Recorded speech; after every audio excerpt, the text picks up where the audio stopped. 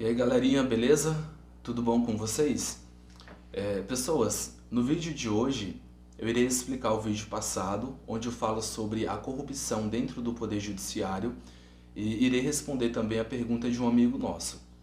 O colega ele vai perguntar o porquê que para um mesmo fato nós temos decisões distintas. Ou seja, imagina que eu tenha cometido uma determinada ação, você tem essa mesma ação, só que o julgamento ele é diferente. Eu irei ser absolvido e você vai ser condenado. O porquê que isso acontece? Se a lei ela é uma só, a conduta é uma só. O porquê que nós temos esses posicionamentos ou essas sentenças diferentes?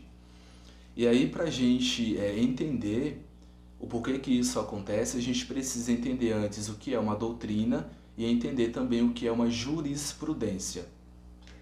Eu vou começar pela doutrina. De uma forma bem simples, entenda que a doutrina ela é o olhar de um doutrinador ou de um doutor do direito sobre determinado assunto. Como assim, Manuelison? Imagina que eu, Manuelison, sou um doutor do direito e eu desenvolvo algumas pesquisas sobre determinado assunto e sobre esse assunto eu vou emitir o meu parecer. Eu vou dizer como que esse fato deve ser julgado.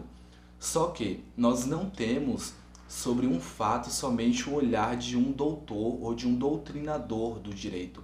Nós temos outros olhares.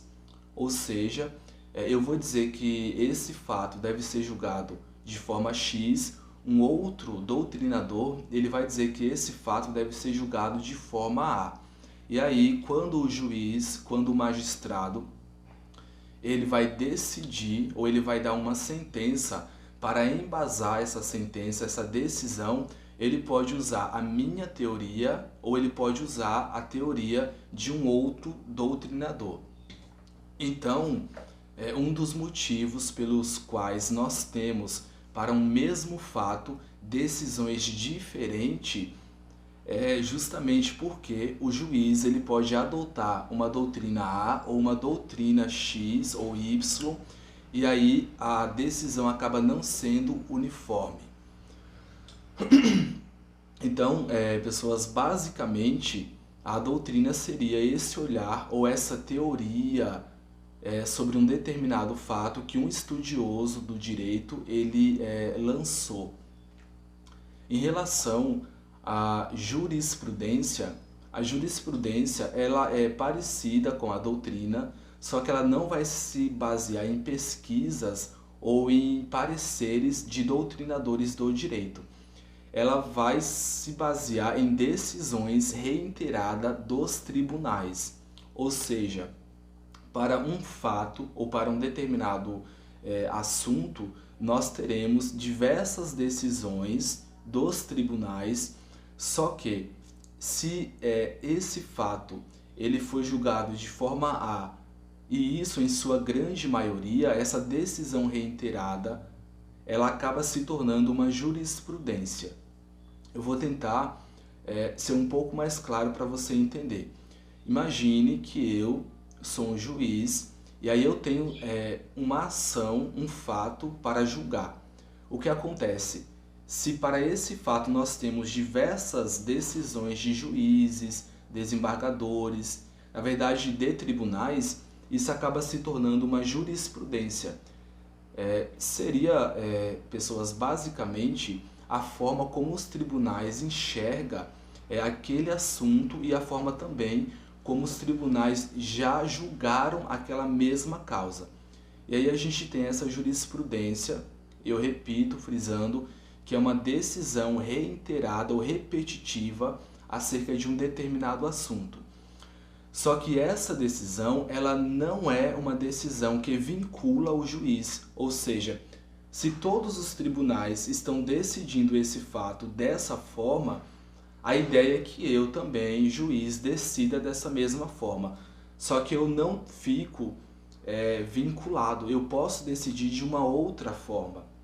E aí é por isso que a gente tem também, para um mesmo fato, para uma mesma ação julgamentos diferentes ou distintos, porque o juiz ou ele pode seguir o que os tribunais já decidiram ou ele pode decidir de forma diferente. Só que essa jurisprudência, às vezes, ela se torna vinculante quando o STF ele bate o martelo e fala que sobre aquele assunto a decisão deve ser decisão X. E aí o STF cria a súmula vinculante e os tribunais inferiores terão que seguir essa decisão ou o entendimento do STF. Pessoas, só para a gente finalizar o assunto, eu vou trazer aqui alguns exemplos para a gente conseguir visualizar isso na prática. O primeiro exemplo é acerca da interrupção da gravidez de feto anencéfalo. Durante muito tempo, a gente teve no Brasil posições diferentes sobre esse assunto. Imagina você que as mulheres elas iam ao judiciário para pedir a interrupção dessa gravidez, desse feto anencéfalo, e algumas tinham esse pedido deferido e outras tinham esse pedido negado. E isso acontecia justamente porque para o juiz ele decidir acerca desse assunto, eles adotavam diversas doutrinas. Ou seja, alguns juízes entendiam que essa interrupção da gravidez desse feto anencéfalo era inconstitucional, então negava o pedido para essa gestante. Outros juízes, eles entendiam que não, que essa decisão ou que esse pedido dessa gestante era constitucional e aí concedia justamente essa interrupção dessa gravidez. Ou seja, pessoas, para o mesmo fato, que era a interrupção da gravidez de feto anencéfalo, a gente tinha decisões diferentes. Juízes concediam, outros não concediam. E o que o STF fez, ou o que aconteceu?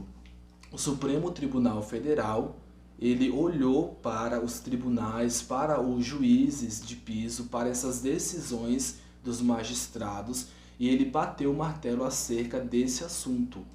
Como existia aí diversos julgamentos em diversos sentidos, o STF foi lá e falou que essa interrupção da gravidez, quando o feto fosse anencéfalo, não poderia mais ser considerada crime. E aí, a partir desse momento, quando o STF, sobre um assunto que existe muito conflito ou diversas decisões sobre ele, quando o STF bate o martelo e fala, olha, isso aqui, a partir de agora, deve ser decidido dessa forma, o STF cria a súmula vinculante e aí os magistrados devem decidir segundo o entendimento do STF. Eu espero que tenha ficado claro. E um outro exemplo, eu falei sobre isso no último vídeo, sobre a prisão em segunda instância. Os magistrados, eles entendiam que a prisão em segunda instância, ela deveria acontecer porque era constitucional, e alguns magistrados entendiam que essa prisão em segunda instância não deveria ocorrer porque era inconstitucional e não havia ainda esgotado todos os recursos, né, para o réu. E aí eu fiz uma referência a o Lula. Em 2019 a gente teve aí uma discussão, ou a gente teve os tribunais, os magistrados sendo divididos acerca do assunto. A mídia até disse que a decisão era uma decisão política, né, e que existiam aí por trás uma compra do judiciário, do STF, etc. Mas a gente vai fazer uma análise um pouco mais técnica e vai deixar esse olhar político de lado, tá? E aí, voltando ao assunto, nesse momento a gente tinha ali uma divisão. Parte dos magistrados entendiam que essa prisão em segunda instância era constitucional, uma parte entendia que não, E aí a gente já tinha diversos julgamentos nesse sentido, e o STF foi lá, mais uma vez, bateu o martelo acerca do assunto e disse que a partir daquele momento a decisão deveria ir no sentido do entendimento do STF. Mas é isso, tá, pessoas? Acho que a gente consegue bater o martelo em cima desse assunto e a gente passa a ter um outro olhar, né? O porquê que para o mesmo fato a gente tem diversas decisões. E aí, como você já sabe, depende muito da doutrina que o juiz ou da teoria que o juiz adota. Depende também da jurisprudência, que são essas decisões repetidas ou reiteradas acerca de um fato igual ou semelhante. E aí o juiz ele pode ou seguir as decisões dos tribunais ou ele pode decidir diferente, mas se existe uma súmula vinculante, os tribunais aí e os juízos de piso, eles são obrigados a decidir naquele sentido. Então, quando você leva o seu conflito, ou quando você vai lá e processa alguém ou uma empresa, você pode ter em primeira instância uma decisão, em segunda instância uma decisão completamente diferente. Vai depender da doutrina que o juiz adota, do posicionamento dele. Talvez você fale assim, mas Manuelson, a lei é uma só, a decisão não deveria ser uma só? Para alguns casos sim, para outros existe aí essas possibilidades, ou como alguns de vocês conhecem, existe aí as brechas do direito, tá bom? Espero que eu tenha sido claro, tá, galera? E se ficou alguma dúvida, pode mandar, tá? Assim que eu tiver tempo eu respondo para vocês, tá bom? Um abraço e até o próximo vídeo.